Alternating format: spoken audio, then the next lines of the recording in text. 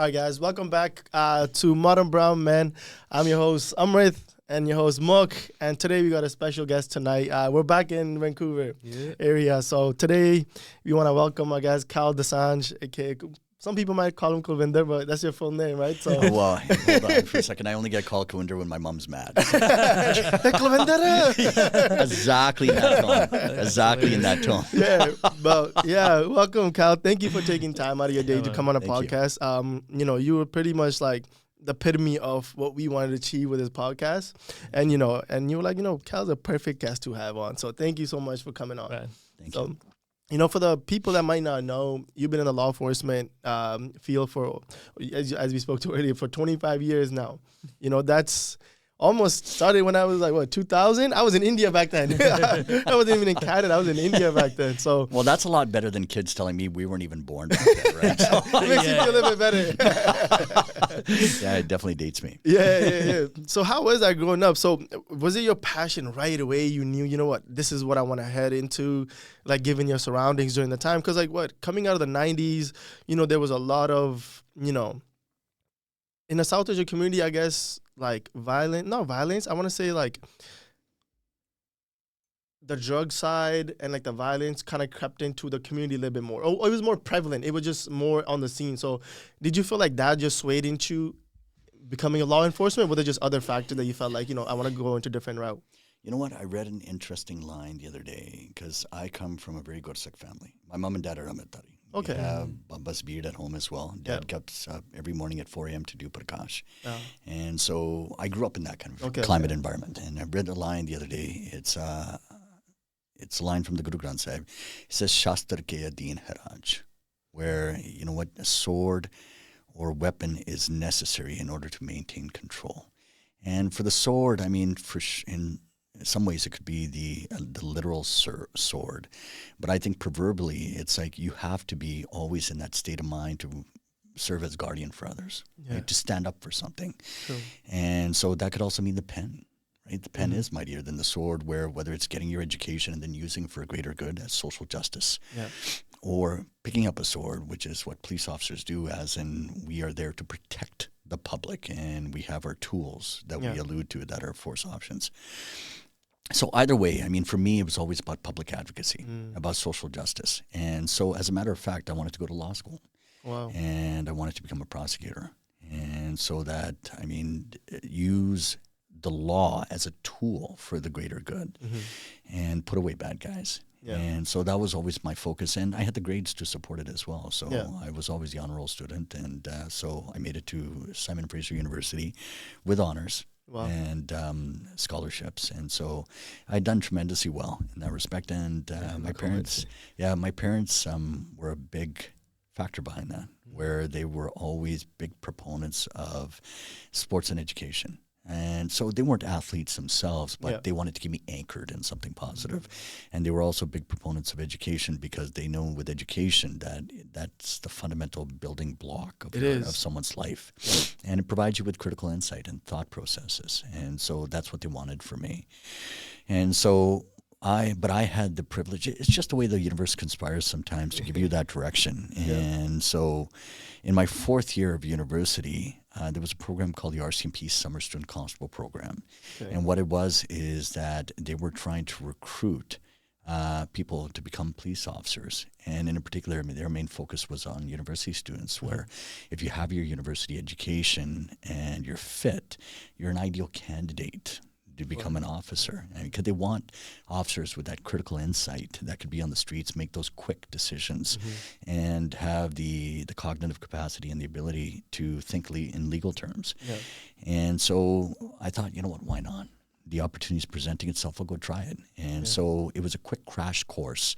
So essentially what they did is they give you 3 months of legal training, combat training, and they don't give you any kind of weapons from the force options continuum. So you're not getting any pepper spray, any firearm or baton. They're just giving you the basic training so that you're capable of handling yourself on the street. And they're telling you your job is just to put on the uniform and shadow, and that's it. Right? And learn and help where you can. Well, I mean, it was a trial by fire from day one. I tell you. As soon as I got the training and they put me on the street, like I was just hyper excited to be a part of this, right? Because all of a sudden now you have a uniform, you have a sense of responsibility, and it almost just felt natural for me. It's just like, I mean, this is what our gurus wanted for us anyways, right? And so putting on a uniform and standing up for justice, as colloquial and cliche as it sounds, I mean, that's always been my life.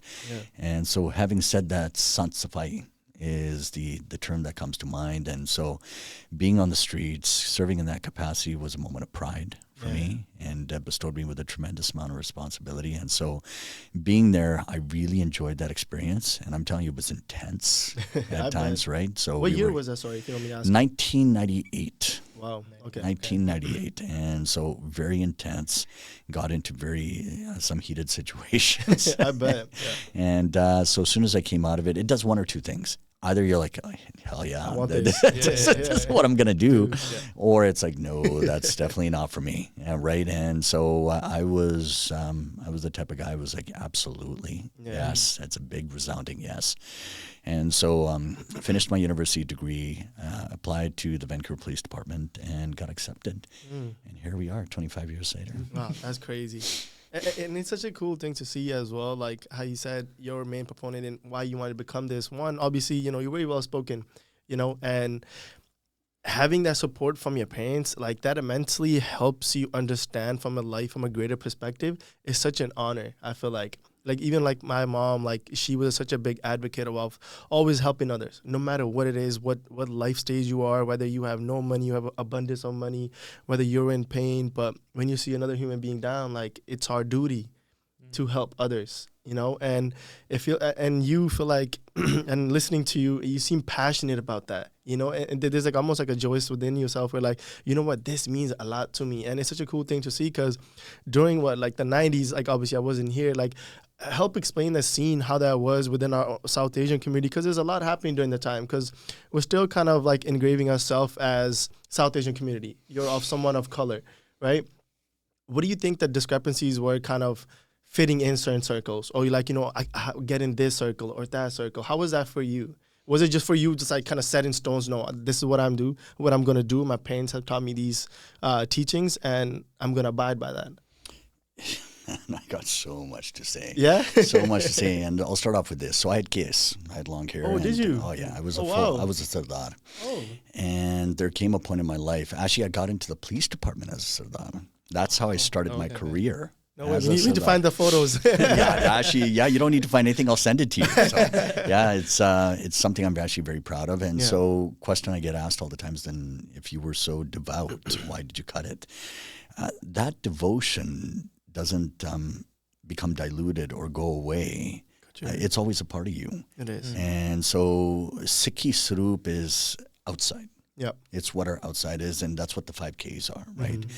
And so in that respect, it's just that's being truly committed to the form itself and devoted to the principles of Sikhi. And that's what an Amritdhari is at the end of the day. It's just the intersection or combination of all that coming together in this perfect harmony. And so in that respect, that's what I was trying to achieve. Because at the end of the day, what is becoming Amrit Shak? Amrit Shak is a spiritual journey. It is. It's towards, you're taking a step towards enlightenment. Yep. Right? And that enlightenment comes through personal discipline. And it comes through complete devotion. It does, and a pure state of mind. And not to suggest that a person can't have those things without being Amrit Shak. And so for me, it was like, am I ready to do this? And so if I'm not Amrit Shak anytime soon, because there were certain institutional rules that were made where I feel that this wasn't necessarily conducive to my spiritual journey, and it was hampering it in ways. And so I just thought, you know what, at this moment in time, I'll preserve the principles inside. That's who I am. That formulates the very social, formulates the very fabric of who I am, my identity. But at the same time, I don't need to Amrit Shak to maintain my form. And so where I'm going with this is that I cut it off, and I'm still able to maintain that. But growing up, my entire journey of who I am today it was a part of that context. Yeah. And that's why I was building up to that, because you asked what was it like growing up in that time period. Yeah. Tremendous amount of racism. Really? Tremendous amount of racism. It was like we grew up fighting. Like literally, Wow. like physical fights all the time. Like at schools, outside. Oh yeah, everywhere. Because the thing is, just like having kids, having a gutta, where people were always making fun of it, or trying to bully you, or trying to knock it off. And there comes a point where, we're not the type of people that are just going to run away scared. Yeah. It's just like, all right, like bring it then. Yeah. And so that's how I grew up. And so you learn to become tough. Yeah. Like it's the school of hard knocks, right? It is. And so you grew up on the streets. And so having said that, that really played into my character of who I am today. I think a lot of that toughness I get, it's because of that. It was just like, nope, you learn to deal with challenges and adversity in a different kind of way. And I'm very proud of what our gurus taught us as well. And so I've internalized a lot of their principles, a lot of the values that we get from Sikhi. Fundamentally speaking, the most important is seva. Yeah. And so seva is the nucleus or my primary ethos behind why I do what I do. But like I said, alluding to earlier where I said I have a lot to say, is that it wasn't just that. It was also the entire context around the Bindy Johal era. Oh, yeah. And so having said that, we grew up in that as well. And so just going back a little bit. So Bindy, I'll put it on to context. 1984 happened with the Golden Temple. If you take a look at statistically speaking at Canada statistics, the majority of the migration that happened from Punjab specifically to Canada was during that time period. And so I get asked all the time, they said, so was it different groups of people, different backgrounds, different cultures that migrated over from India? I said, no, it was primarily Punjab, right? If you take India has how many states? So many, and different, like extreme cultures, like 100 on opposite, languages. 100 languages, and from one end of the spectrum to the other, like completely different areas. So you got deserts, you got mountains, you got all that, and you got people that come from completely different cultures and languages and traditions and customs. And so, but it was primarily Punjabis. Like if you take a look at the greater demographic that is here of the Indian diaspora here specifically in British Columbia or across Canada, it's Punjabis. And so the question becomes why? And so that's what it was. It was a direct correlation to the majority of the migration that happened out of Punjab during that time period was as a result of 1984.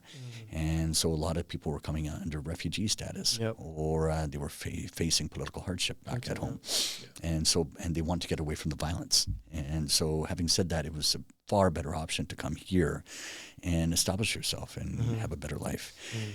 And so having said that, Bindy's family came here, and Bindy, like anybody else, typical Desi kid that was just trying to survive. And so what ended up happening is, think about this, if during the early 90s, I was facing so much racism, imagine what the 80s must have been like. And so having said that, in Vancouver, for Bindy to survive against all that racism, they banded together. Him and the other Desi kids did.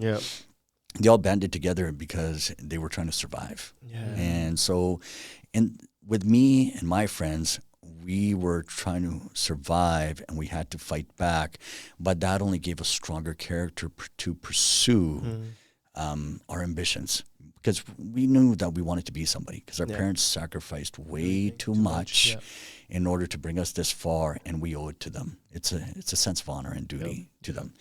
But with Bindy, what ended up happening is same thing. Their parents were hardworking immigrants. There were 2-3 jobs to make ends meet. We're trying to give Bindy and the other kids' parents, they were trying to give them the best life possible. And granted that these kids banded together in order to survive against all that violence. But what ended up happening is that kind of violence is a two-edged sword. It is. It's a double-edged sword.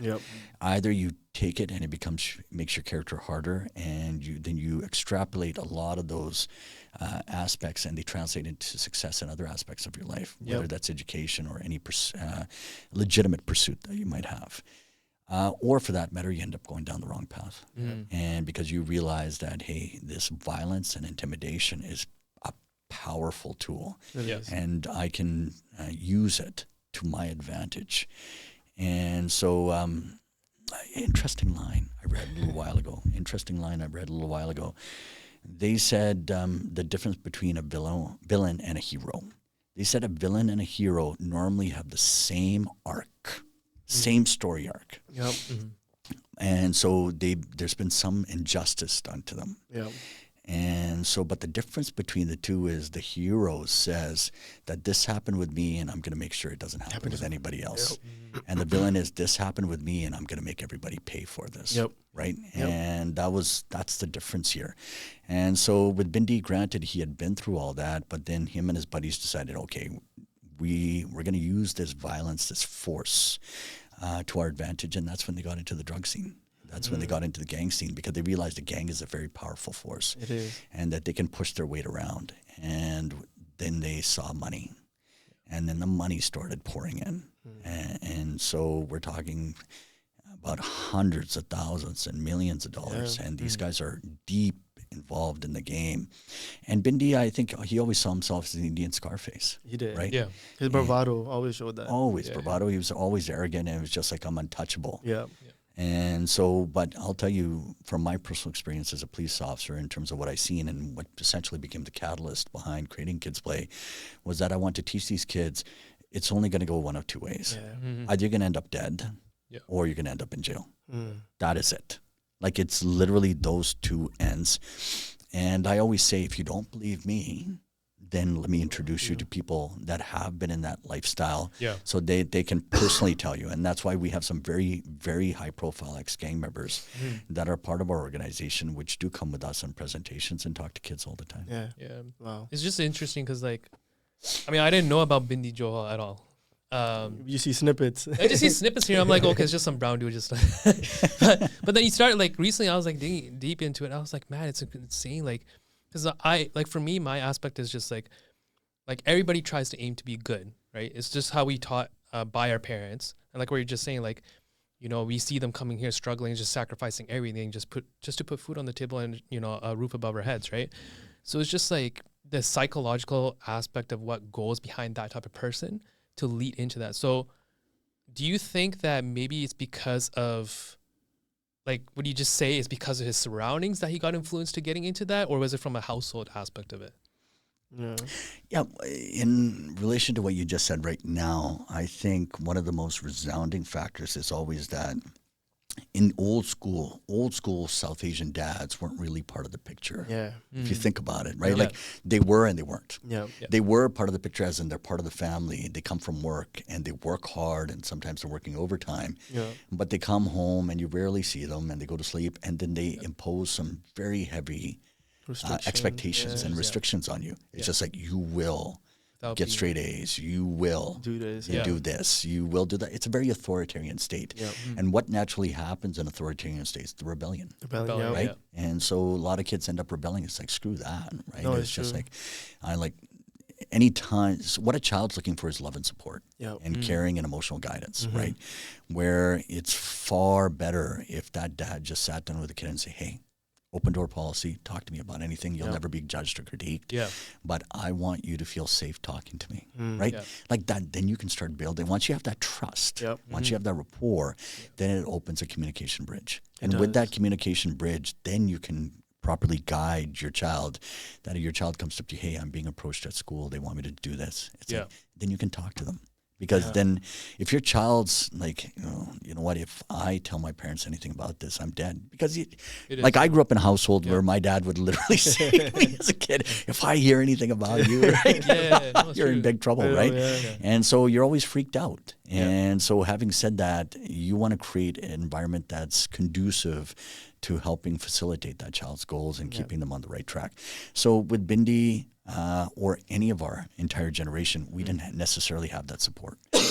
Not in a negative way. Like, we had that support where our parents were there for us to give us the resources. But with dads, like, they weren't necessarily engaged in that kind of way. So Bindy's dad was not really a part of the picture, is my understanding. And so having said that, then he's always had that I'm the man of the house kind of attitude, right? That edge. And because there was nobody there to put him into check.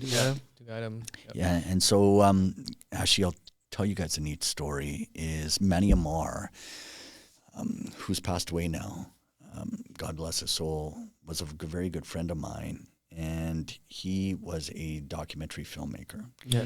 And so he made a documentary on the South Asian gang scene, on South Asian gangsters. He was the very first one to do it, to explore that. Yeah.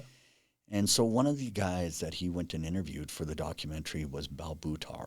And Bal Buttar was a very high-profile South Asian gangster back in the day. Bal was responsible for multiple homicides. Wow. And so I think there was only a few that were really proven against him, but he was suspected of many. And he was suspected of multiple other acts of violence. And so, but he was the type of guy that ruled with an iron fist within that gang scene. Very violent guy, very bad guy. And so, you know what, it comes around where he ended up getting shot in the back, and he became a quadriplegic. Wow. So he ends up at this place called GF Strong. GF Strong is part of Vancouver General Hospital, and their primary focus is on rehabilitation and recovery. So anybody with a serious injury, they go to GF Strong, and then GF Strong, they give you the training, and they give you the medical attention that you need in order to get back up on your feet, literally. Yeah. And so Bal was lying there, and Bal didn't have any control of his limbs, but Bal could talk. And so Bal was not in a complete vegetative state. He still had his consciousness, and he could still think. So Manny got in there. And Manny started talking to Bal Buttar. And he said to Bal, he goes, what was that turning point in your life where you knew that you're going to go down this path? Yeah. Like, was there ever a point like that where it was that fork in the road that either you could have gone this way or you could have gone that way? Was there ever a time like that? Yeah. And Bal goes, yes, there was. And he goes, I can remember it clearly. Wow. So Bal's dad was a drunk. He was a drunk who would actually beat the shit out of the kids and the wife all the time. And so the kids, as soon as the dad would get home and start drinking, the kids would take off running, hiding, right? Because, they didn't want to get beat up. Yeah. And so having said that, there comes a point where you have enough. You've had enough. Yeah. And so there was a coloring competition. Bal was just a kid at the time. And he was in elementary school in grade 4 or 5.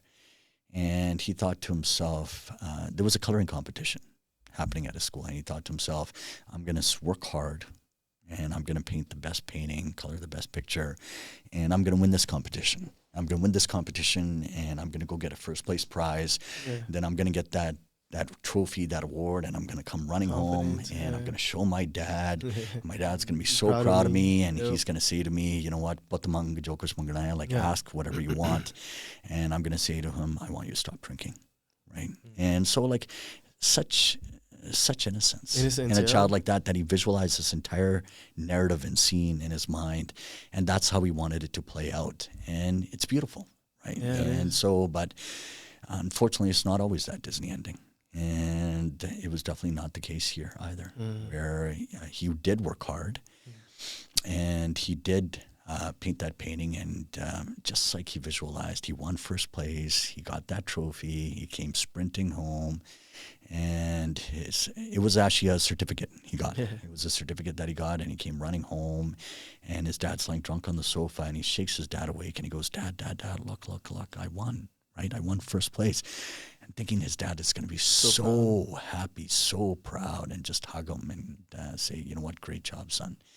Instead, his dad gets up and rips the certificate into multiple pieces and throws it on the ground and says, no son of mine's going to be an artist. And Bal goes, that's when I knew that I was done being the good guy, and I was going to go down that path. He goes, the very next day, I stole my first thing. Yeah. And he said, I never looked back after that. That's such an interesting dynamic because, I was actually talking to Mok about this. I'm like, that, as you said, there's two ways to look at masculinity. It's either you get that not soft love, but that understanding of what a dad love feels like. Because then that translates in more confidence within yourself to do things that actually make you happy. But when that's not prevalent at all, what does it turn into? It turns into, okay, what are the outlets out there that I feel like this makes me feel like the man? And during that time, like, violence and selling drugs and having that fame. It's like, because even if you look at, let's say, the platforms that are out there, like prominently, right? The rappers. What is it? It's that fame. It's that money. It's a bundle of cash they're holding by the ears, and it's that they have the girls by them, and they're flashing all this. So now, when you don't have that sense of support, you see other outlets be like, okay, that's what a man is. But like, oh, 50 Cent is a man because he sold this much, and his mama was like, she was a drug lord, this, that. So now your main impact comes from these outlets that you are seeking some sort of, I can be that. I know I don't have my dad's support, but hey, these people made it out because they did X, Y, and Z. But when you get so far deep into the psychological aspect of when you take, like, I don't know, like, I never done enough research on it, like taking someone's life with your own hands and how that mentally and psychologically impacts a person. And I feel like once that turning point happens, it's so hard for these kids to turn back from that. Because how do you say no to that power now? How do you say to that abundance of money? If you're sitting on a table, we're like, wow, I have, as you alluded to, Bindy Johal, guys, you have $100,000 to $1 million cash on your table. How do you reverse that? How do you go back? You know, and that's the one thing we wanted to talk to you about, that misconception of that misidentification of masculinity associated with the wrong things. And do you feel like, and then, you know, this kind of leads perfectly into, you know, the for Foundation for the Kids Play. How did that kind of come about? And have you seen like the kids, I know you probably have worked with kids that have been in that field. And what impact do you think you had on those kids and the stories that come from them, how hard it is for them to kind of unravel everything? Yeah, so the two things that I realized that any child is seeking is acceptance and identity. Yeah. Any child. Yeah. All of us, as a matter of fact, when we were growing up.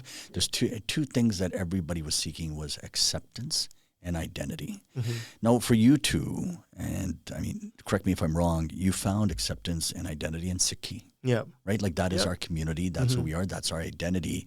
And we find acceptance within that group. But in far broader mainstream community as well. Yeah. And so every child is figuring out their place in life. They're trying to find their belonging, their sense of belonging, and where they're accepted and what their identity is. Yeah. And so having said that, you realize regardless of caste, creed, ethnicity, gender, background, religion, it's the same for everybody. It is. Yeah. And when it comes down to our DNA, who we are, like you talk about psychological, that's how we're all psychologically programmed, is you find that belonging, that identity. And so having said that, if you're not finding it at home, or you're not finding it in a constructive outlet or a positive environment, then you're finding it with these guys. Yeah, right? Exactly. And so at the end of the day, what is a gang? A gang is portrayed as something that is a brotherhood or a sisterhood where now you belong to our family. Yeah. And if you take a look at the mafia, you take a look at the HAs or any of these gangs, that's how they portray themselves, that this is a family, that we take care of one another and that you're part of us now. And if somebody messes with you, they mess with all of us. Yeah. One is cut, all of us bleed. That kind of mentality, right? And so having said that, when you have a child that's vulnerable and susceptible and impressionable and that is dealing with trauma or dysfunction at home, that child is the perfect vessel. It's a perfect vessel or a portal for these guys to have their influence on. Yeah. Because they realize, hey, you know what? This kid can easily be manipulated. Yeah. Right? And we're going to take advantage of that. And we're going to make this kid think they're part of our family. Right? Hey, you're part of us now. This is your identity now. This is where you belong. Indoctrinate them. It's indoctrinate them, right? And you brainwash them, and you basically feed them all this propaganda, and then you manipulate them to your own use. And they become tools and indispensable resources for these gangsters, and that's what we're teaching these kids.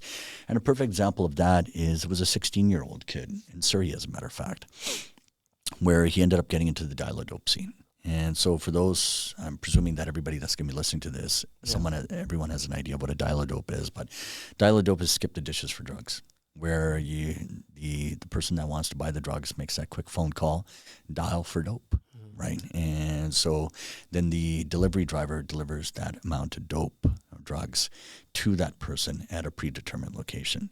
So a lot of these high school kids end up getting involved in that because it's easy cash, right? Where if you make $1,000, the main boss will probably end up giving these kids $200-$300, and there you go. Hey, for one night's worth of work, you get $300 cash. And you get a regular job. Right? And there you go. And you spent a couple hours doing it, and you're good. Thumbs up, right? Now you spend that money on anything you want, and girls, jewelry, fancy luxury shoes, belts. That's what these kids want. They want that luxurious lifestyle. It's like, I want to belong, right? I want to be a part of that. I want to be part of that group where these people are respected because of their money, their intimidation, their power. So they're drawn to that, right? It's all that romanticized version of Scarface that comes out. And so having said that, that's what I used to see in the downtown east side, where a lot of these kids that were coming into the downtown east side came from broken homes. A lot of these were marginalized kids that had never been afforded opportunities to engage in positive, constructive outlets. And they came from lower socioeconomic backgrounds, from poverty, where their parents, in some cases, both their parents were meth heads. Right? When you got two meth head parents that are lying at home, high, lying on the sofa, have no idea where you are, and you're going out, then what are you doing? You're seeking acceptance. You're seeking identity. You're seeking belonging. Where do I belong in this world, right? And the drug dealers and the gangsters in the downtown east side, it's like, come on in. Yeah, they see you. Right? Come on in. Here, why don't you try some of this product as well, right? And get them hooked. And then they're all yours, right? And so that's what I was seeing, and that's the kind of shit that actually pissed me off. And you know what's so, Cal? Like, there was this one show that I actually, I don't know if you've seen it. Have you seen The Wire? I've seen The Wire. Fantastic and it's show. Literally one of the best shows, and it shows the destructive, as like literally what you spoke about, having that parents that are drug addicted. The kids go home, there's nothing. He runs out the house, he sees the other kid, hey, where you going? Hey, I'm going to go see this. He tags along with them. And again, it's that impact of these little kids, and it's innocence. It's sheer innocence at a young age, and optimism of doing something different for their parents. And, you know, there was this one scene in that, I watched it a long time ago. I watched it at least 2-3 times, but for people that haven't watched it, they need to watch that. It's the best. It is literally amazing the way they did it. Very realistic. And I almost felt, to me, it was real, like how well they did it with the production and everything. And that kind of, it kind of sounds like that's what you're speaking to. You're kind of alluding to that show in a sense where, like, everything you're saying, I'm like, you know what? I seen that in the movie, in that show. And what you're speaking to, I'm like, wow. Like, and someone who's actually in that field, like yourself.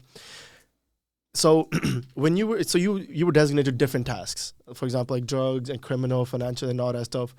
Which was like one of the task force when you were on or led the team where it kind of took you back and kind of like, I wouldn't say break you down, but it made you realize, like, this is breaking me down just seeing what's happening. Because, like, we all know Eastside Hastings. Like, I actually didn't know it was bad until I came here 5 years ago, and I'm like, whoa, this is a scene out of a movie. What is going on? So, like, what was at one point in your career where you feel like, this is breaking my heart to a point where, like, I don't know if I want to be here?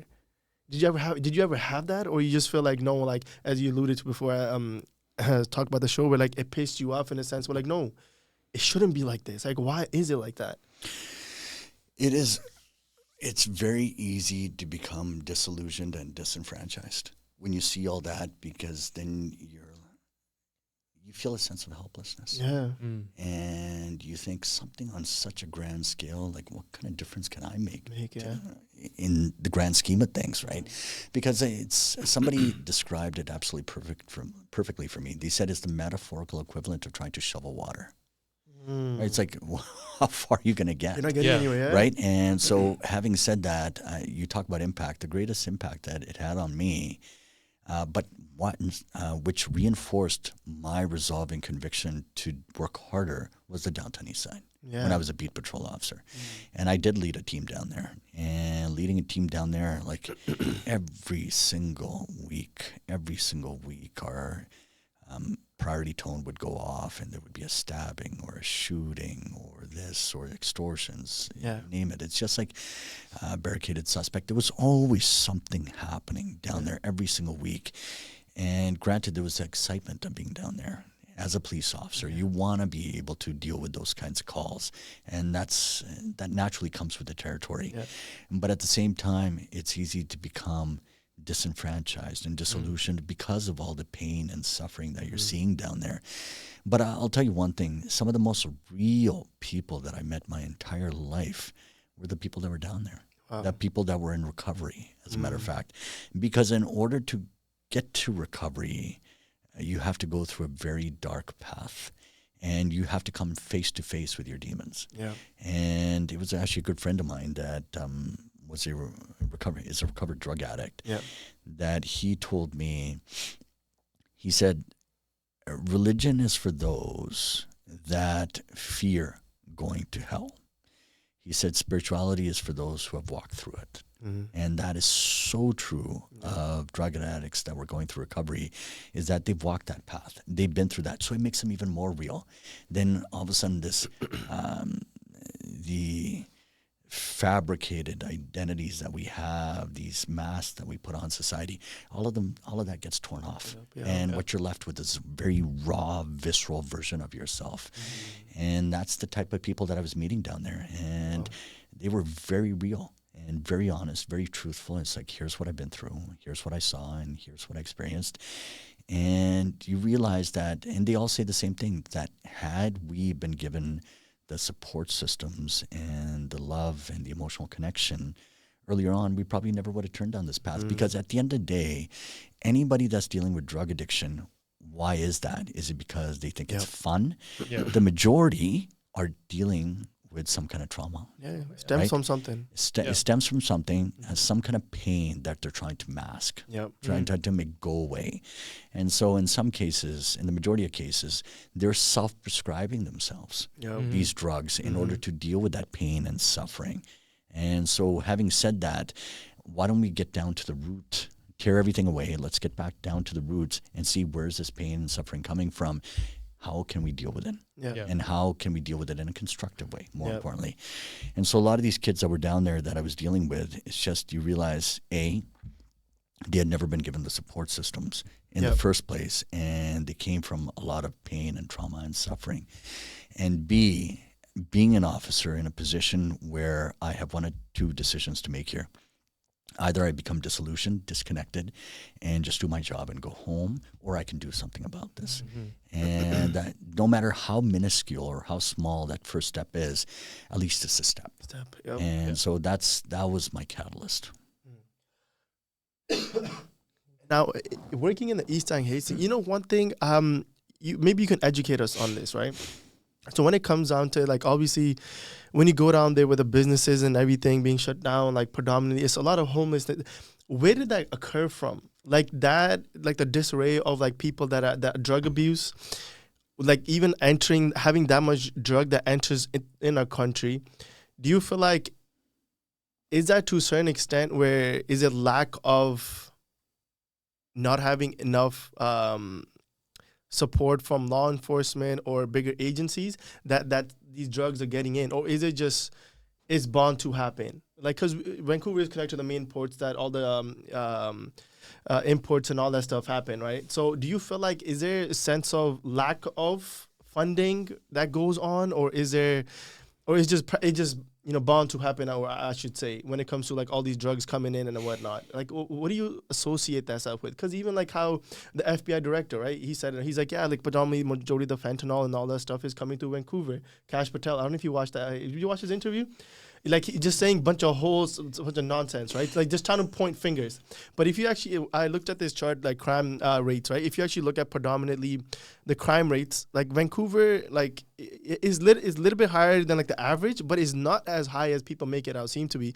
Majority of the crime rates that do take it, where do they happen? In northern territories, like Yukon and all that, just given where it is. But what's your take on that when people say, like, like, government's not doing enough, it's underfunded, the police misutilize their funds or misappropriate them? Because remember was it 2023 where Vancouver police, man, they said around 400,000 or something like that? Was that just made up by a media outlet? Because now we don't even know what's true to false nowadays. Because they said, I was in 2023, they spent 400,000 around there for encampment of all the homeless people they were taken, and they were trying to take them out and put them in housing. But one of the premiers said, well, like, where are you going to put them? We don't even have enough places to put them. Yeah, you know what? It's a combination of multiple factors. multiple variables in that equation. You can't just point your finger at one particular thing and say, that's the primary source. There is no primary source of the problem. There's multiple factors that come together to make it the perfect storm. So granted, being a port city, I'm sure that there is a lot of drugs that come in through ports in Vancouver. There's probably no doubt about that. I think and common sense prevails, right? If we have to think about a rational explanation of why so much drugs is coming into Canada, it's probably through that portal, right? Because it has a direct link to Southeast Asia, and or for that matter to Central and South America, where it comes along the coast. And so, having said that, in the U.S. you have the DEA, the FBI, Homeland Security, ATF, CIA. You got all these different agencies which are coming together to not only internally protect their borders on a national scale, but internationally as well, where they have those tentacles that are all around the world. And not to suggest by any means or insinuate that Canada doesn't have similar level of resources. We do. But it's tremendously difficult when you have a country on this geographical scale in maintaining and suppressing any kind of organized criminal activity. Organized criminal activity is billion-dollar business. It is. And we're not just talking about drugs. We're talking about firearms, prostitution, extortions, frauds, you name it, everything, right? And so having said that, we do the best job that we can with the resources that we have. But the logical route, if we're specifically just focusing on drugs and organized crime, the logical route is that the drugs would then get shipped across Canada to Toronto and then across the border through Windsor and over to Detroit. And so that happens a lot, is what I've been hearing as well, and just what I personally know about as well. And so having said that, these things are happening, but what do you really control? So we can control the ports, but there's multiple other factors. And if we're just looking at the downtown east side is a very strong concentration of single room occupancy buildings, which is social housing, all coming together in the downtown east side. On top of that, you have rehab centers, you have you have halfway houses. Everything gets put into downtown east side. It's like here, right? And you stay there, and let's build a wall around it, so to speak, right? And so this imaginary wall where you keep everything down there. So the majority of the individuals that are in social housing, I won't say majority, but a lot of them have mental health issues. So now you're also dealing with mental health issues, where these people that have mental health issues, now imagine them having drug addictions to deal with their anxiety or bipolar or schizophrenia, which amplifies their mental health issues. So which results in more violence down there. And so anybody with mental health issues down there that's also drug addicted, the drug dealers think to themselves, this is absolutely perfect, right? Like, 100%. Like we have the perfect candidate or customer for our product, right? And so you have different gangs down there that are divvying up corners and marking their territories and carving it up down there so that they can maximize their profits. Think about this for a second. If you do your research and go back, take a look at the level of violence and organized crime during COVID. And you think to yourself, why this sudden spike in gang violence during COVID? Because what was everybody doing during COVID? They were sitting at home. Right? And so as a result of that, anxiety levels are going up. They got nothing to do. So drug use goes up. When drug use goes up, what does that mean? Greater profit margins for organized crime. With greater profit margins, it means more money, more power. So now there's people that are eyeing at one another. It's like, how do I get my hands on a bigger piece of the pot of pie or territory? And so that's when gang violence goes up. And so at the end of the day, if you boil it all down, it's money. Right? Why do these organized crime groups do what they do? It's all money. And for them, it's a very, very lucrative business. It is. No, it's billions. I mean, look at the prominent names. And you know what the crazy part is? Like, they're glorified for some reason. Like Pablo Escobar, El Chapo, people glorify them as if like, wow, he was amazing. I'm like, amazing. Amazing how? What? Killing thousands of people, distributing drugs to kids, like killing people like drugs. Period. Anywhere it's disheartening. There was a story in Edmonton. I don't know if you heard about that. There was remember that guy? So there was a shooting At a gas station. It was, I think it was for a gang rival reply, because I think somebody was flaunting on Instagram, whatever, and calling someone out.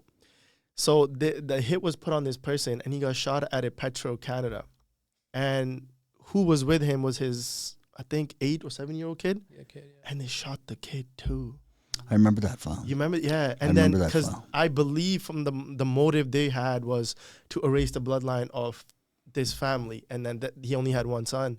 Yeah. And for me, it was just so disheartening. Like, how do we live with that as a society? And how do we, why do we constantly keep glorifying these figures that kill thousands and innocent lives that has nothing to do with anything? Why do we do that? I'm lost for words when it comes even to like with just in that scenario, like imagine the type of callous you need in your, like, just psychologically, like pointing a gun at a kid.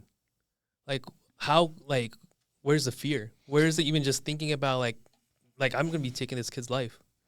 What you need to understand, and I'm sure you guys do, is that this kind of stuff has been happening around the world all the time. all the time, yeah. Right? All of a sudden now it's being introduced to us. Yeah. On that scale of violence.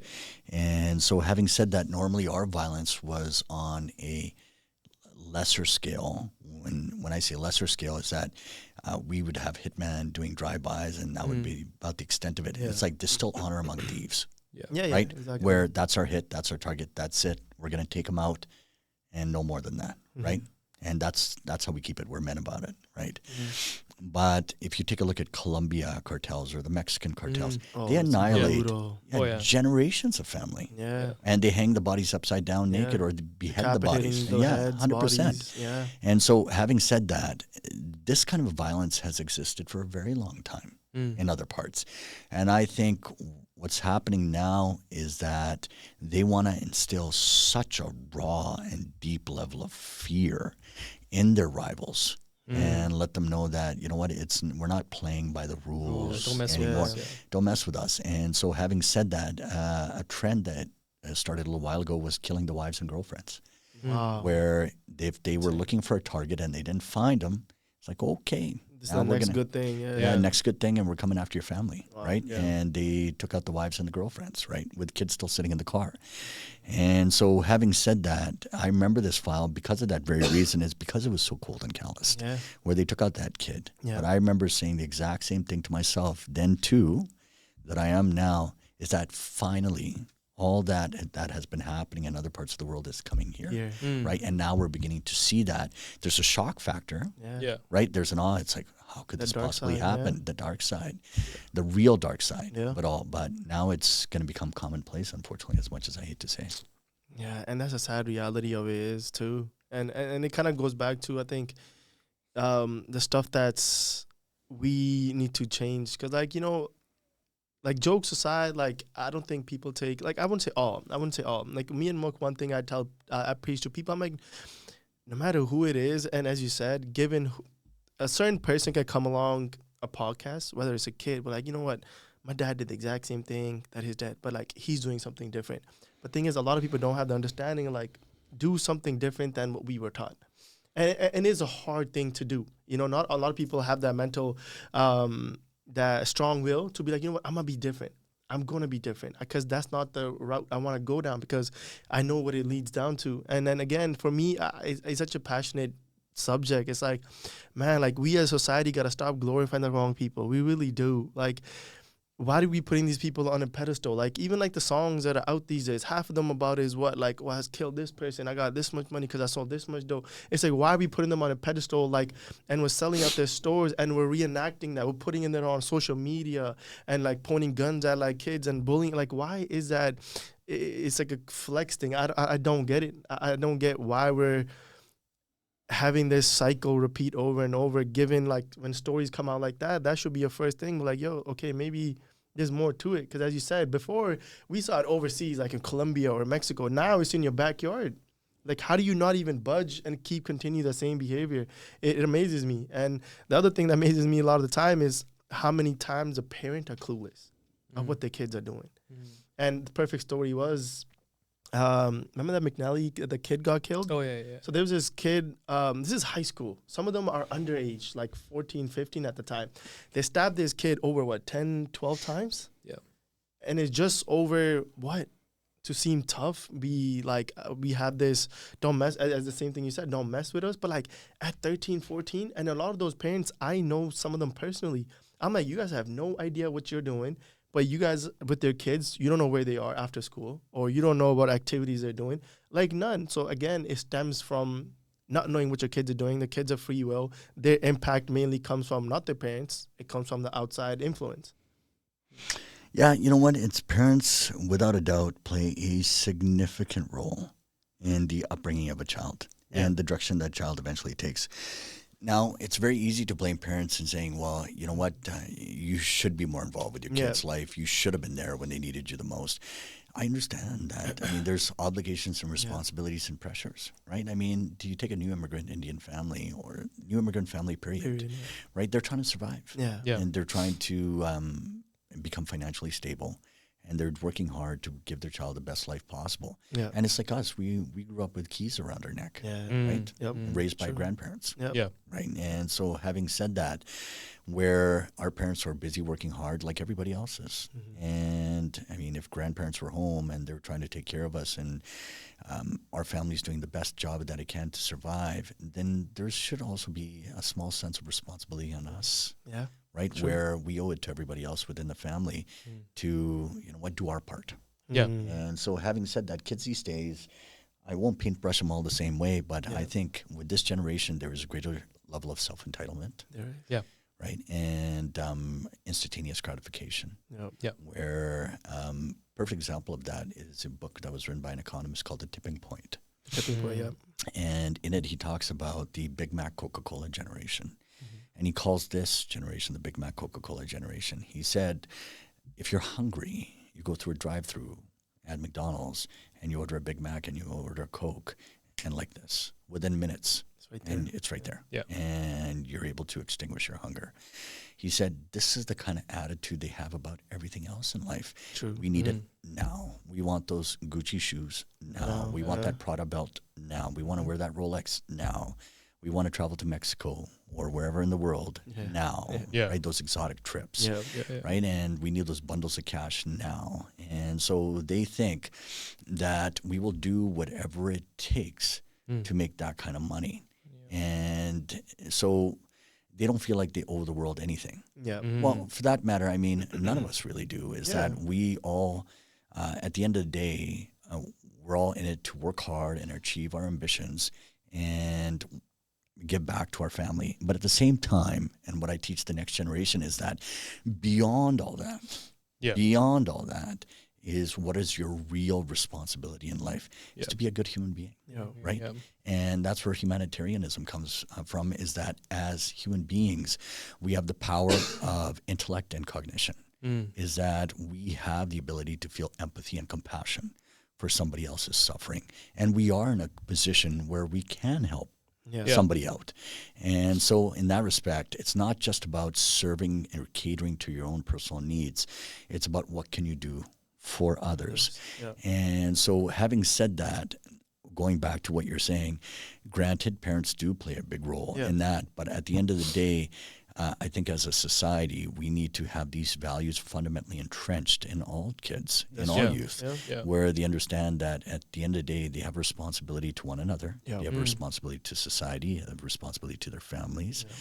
And so for that matter, it breaks my heart when I see some child go down this path, in this case, where these kids are not going to be spending time in jail for a very long time, and their lives are completely destroyed. And that kid that was killed, family's never going to have that kid back, right? And there's going to be a hole left in that family. And so question becomes, why this level of violence in this next generation? And I think it essentially comes down to they're emotionally bankrupt. They're completely devoid of emotions and feelings because of everything that they're seeing out there. This is a digital age. It is. Right? Every single kid has a phone, right? So they instantaneously Snapchat, Right? Facebook.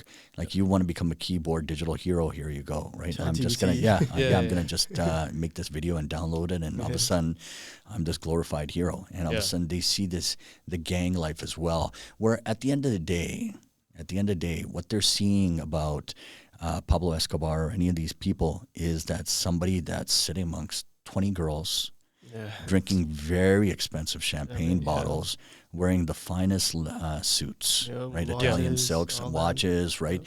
Ferraris, Lamborghinis all parked in the driveway. Of course. The kids are going to be like, that guy's a hero, right? What's the quickest way to get there? Well, what's the quickest way to get there?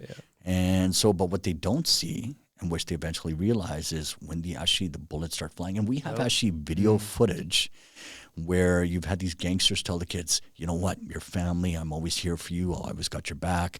I'll protect you. I'll give my life for you. And in the CCTV footage, it shows that when the bullets started flying, that gangster pushed the kid into the bullets. Insane. Wow. Pushed the kid into the bullets to save themselves. And that's what we're teaching these kids.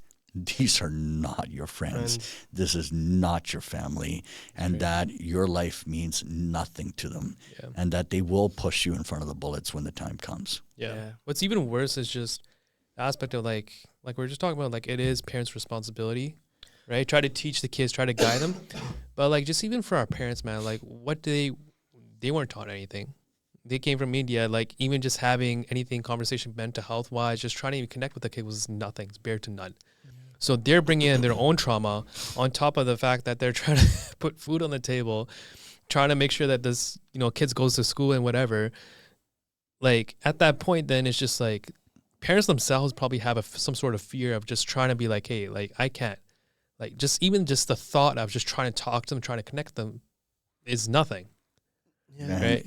This is so amazing that you should say this, because just the other day, I was drawing a parallel between the Indigenous community and the South Asian community in terms of the direction that both cultures have taken. Check this out.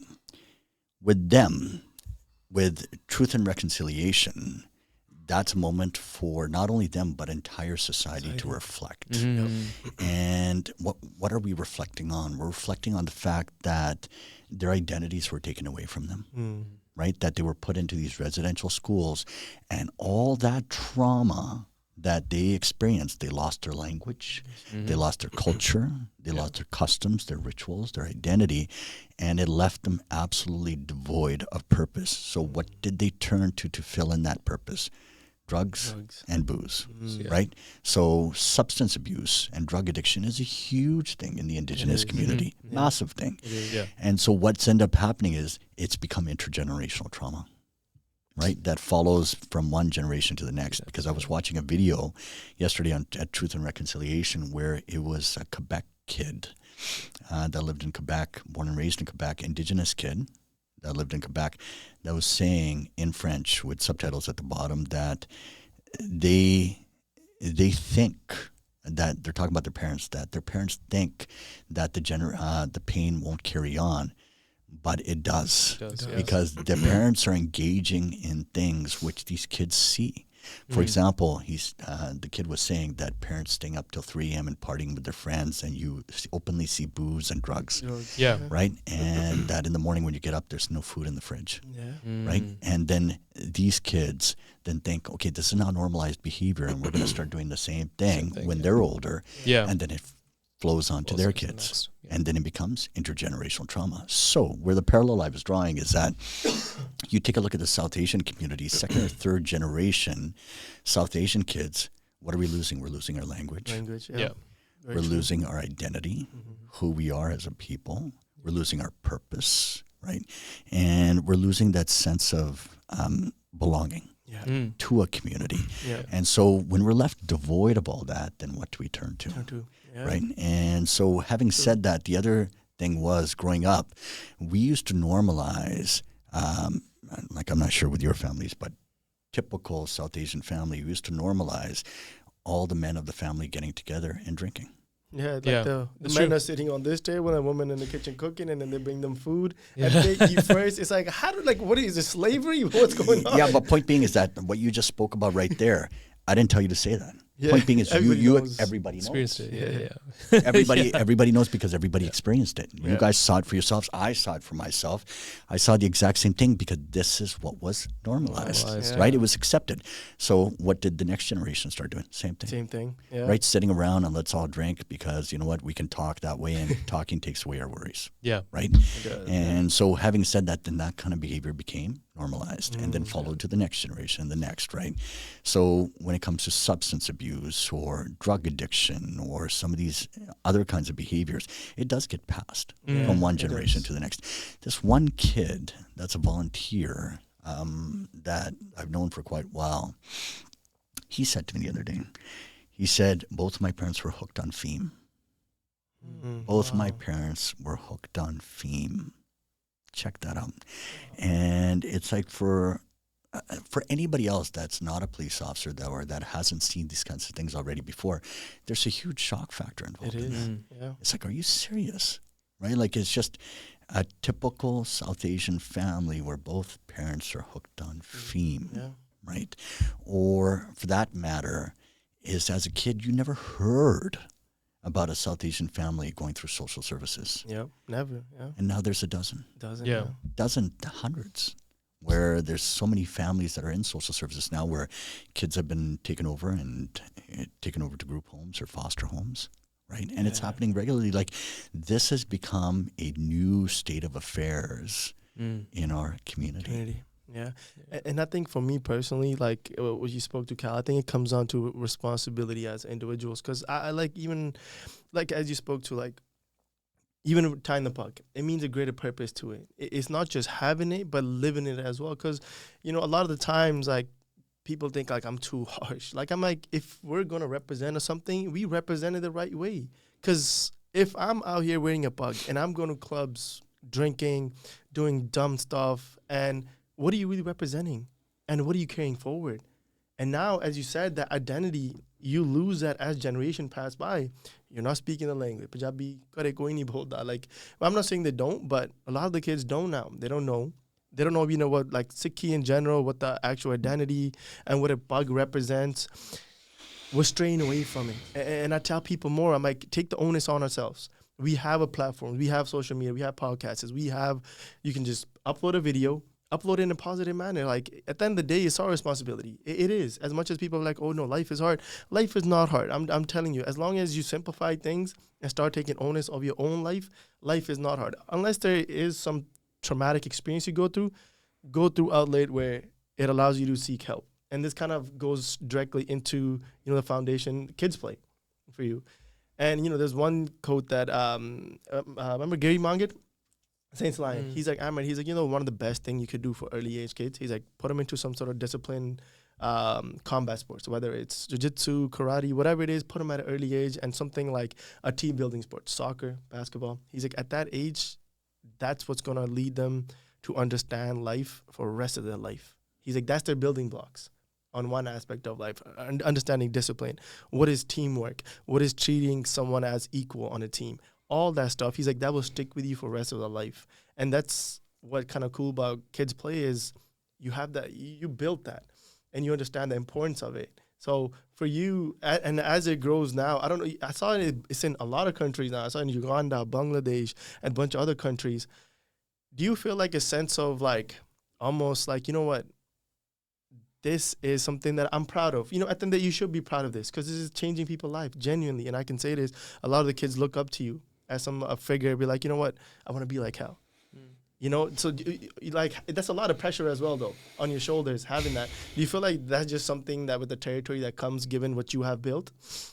You know what? The entire mission, so to speak, here is about building a legacy. Yeah. It's all about leaving a legacy. And I'll tell you why. Actually, a very, very powerful story that I'll share with you guys, which took me a long time to reconcile my emotions and tell that story, and because it was very emotional for me. But when I had 1998, I mentioned to you guys, that's when I did that program with the RCMP Summer Student Constable program. 97, 98, 99 were the 3 years that I was also volunteering at a community policing center. And so I wanted some volunteer experience, and I wanted somewhere where I can give back in a substantive way. Yeah. Something that had significance, that made an impact. And so I started volunteering at a community policing center. And so during that time period, that's when I had my gutta. They had a volunteer appreciation night. And so at the volunteer appreciation night, they recognized the volunteers, and dinner was served, festivities were over, and now dessert was being served. And the guys at my table were like, hey, we're going to go get some dessert. Would you like some? And I'm like, no, I'm fine, thanks. Right. So I was the only one left at my table. And mind you, I had the full case and the beard and everything. Yeah. The entire night, this elderly white gentleman had been staring at me the entire night. And so I found it tremendously awkward. But once again, going back to what I was telling you guys at the beginning of the podcast, was that I also dealt with a lot of racism. And the racism just didn't come from my peers or kids from my generation. A lot of older people as well in the mainstream community. So this older gentleman, white gentleman, that was probably about, I'd say 80, 90 years old, kept staring at me the entire time. And I was thinking, you know what, older generation, white guy, he's probably got something to say about me. Yeah. And so this gentleman saw his opportunity when I was sitting there all alone. And he picked up his cane, started grabbing chairs and tables and hobbling his way over to my table and sat down at the table. And I thought, okay, here we go. Yeah. Right, like, what's he going to say now? And I had already built up a defense system where it's like, I don't engage, and I'm not going to get into any kind of hostile altercation with this guy, right? Or confrontation. And so instead what ended up happening is the complete opposite, where he grabbed my hand and he started crying. And I'm looking at him, and I didn't say a word. What's going on? Yeah, well, that's exactly what I'm thinking to myself, but I didn't say anything. And he's crying out loud. And I give him a moment. He collects himself, and then he tells me the following story. He said in World War II, he was part of a radio contingent that had been sent over from Canada to Burma as part of the British Empire, Armed Forces response. It's part of the Allied response. And so he said we were all young kids. He said we didn't have any experience in life. We were 19, 20 years old. We were given basic combat experience. We didn't even know how to use the guns, he said, and it was a suicide mission. Going into Burma, he said, we knew the Japanese were going to come through. Our job was to send radio signals to the Allies should the Japanese come through. But he said, we all thought we were going to die. And so we're all sent over, and he said, we're set up on our radio base. And he said, overnight, a battalion of Sikhs arrived.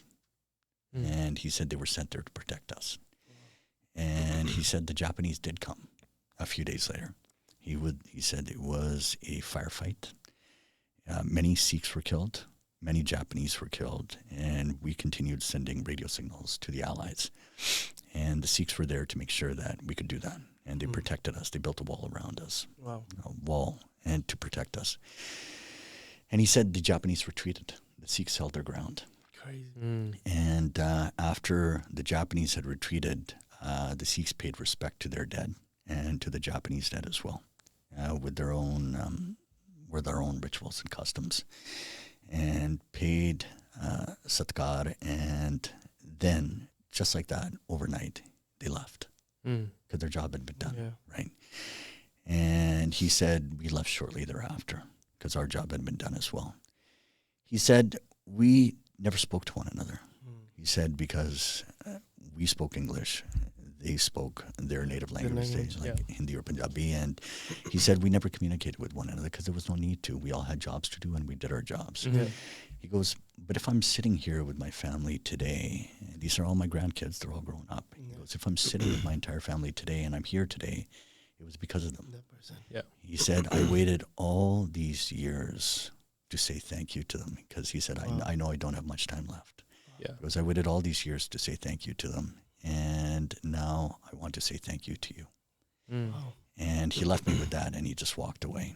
And the only reason why he said thank you to me is because of my Sikhisuru. It's because I represented the ancestors that had sacrificed themselves for that cause. And so what he did with that is he bestowed me with a tremendous amount of responsibility, where I realized that a legacy had been left behind Yeah. by those sick soldiers that were there to protect them. And now that responsibility is mine. By saying thank you to me, it's essentially bestowed me with that onus and responsibility, right? That now I need to carry that flame. Now I need to carry that torch. And that's what I've been honoring ever since. Wow. So it's about leaving a legacy. Story. Wow. It's a very powerful story. And like I said, it took me a very long time to tell that story because it would make me so emotional. Yeah. Right? Because carrying that responsibility is no small task. It's not. Right? I mean, we have to understand its significance. Yeah. Like how powerful that is, how much it weighs on your shoulders, that every single day you have a responsibility to carry that, right? So, yeah, just even with these kids, like the foundation that you have, I kind of want to tie it back to like, you know, like the importance of why kids should go into sports, right? And I have a personal attachment to it because at an early age, just with that kid that, you know, fortunately passed away at that school, that was the same high school that I went to.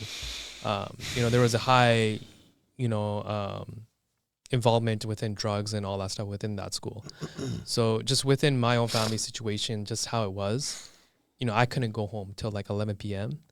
School ended, went to the mall to study. Right after, I just went to the field, right?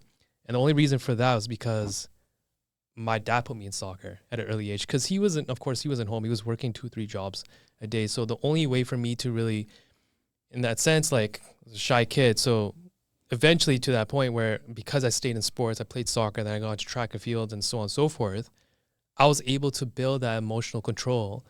Whereas I could have honestly gone the opposite route where I could have gone into crime, right? But luckily enough, I was able to stay in sports and that helped me guide me through like, you know, building that confidence and all that sort.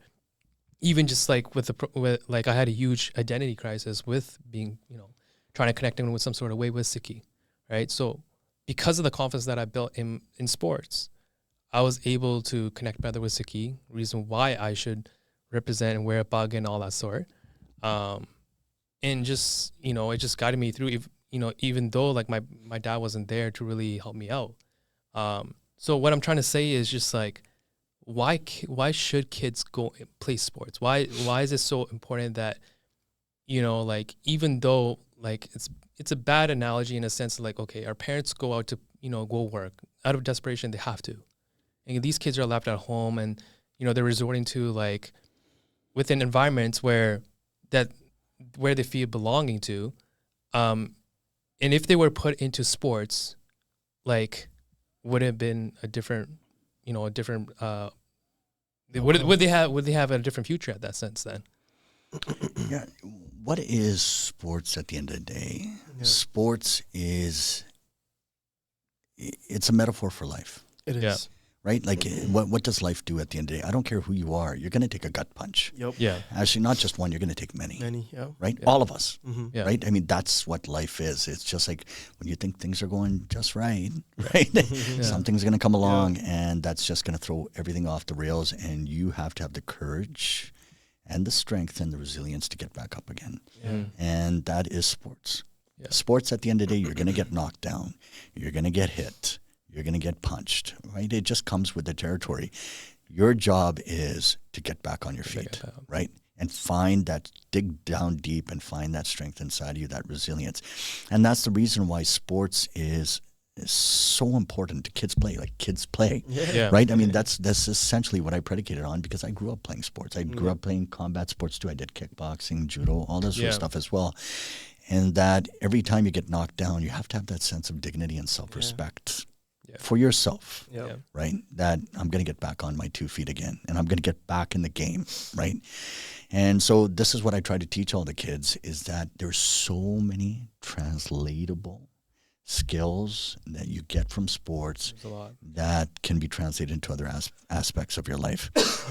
Leadership, sacrifice, commitment, discipline, dedication, right? Teamwork, right? All of that you can extrapolate from any body of sports, right? It doesn't matter which sport you play, learn, fall, lose, right? Exactly. And I tell my kids the same thing. It's just like anytime they put their heads down because there's been a loss, it's like, don't worry about it, right?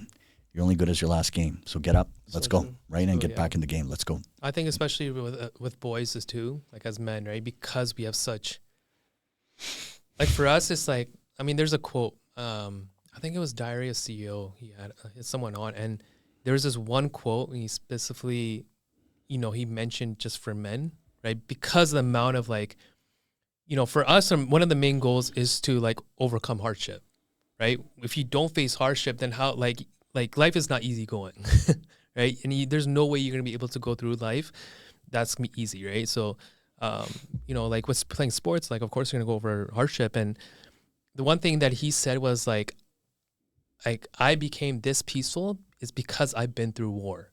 I've been through so much. Yeah. Right?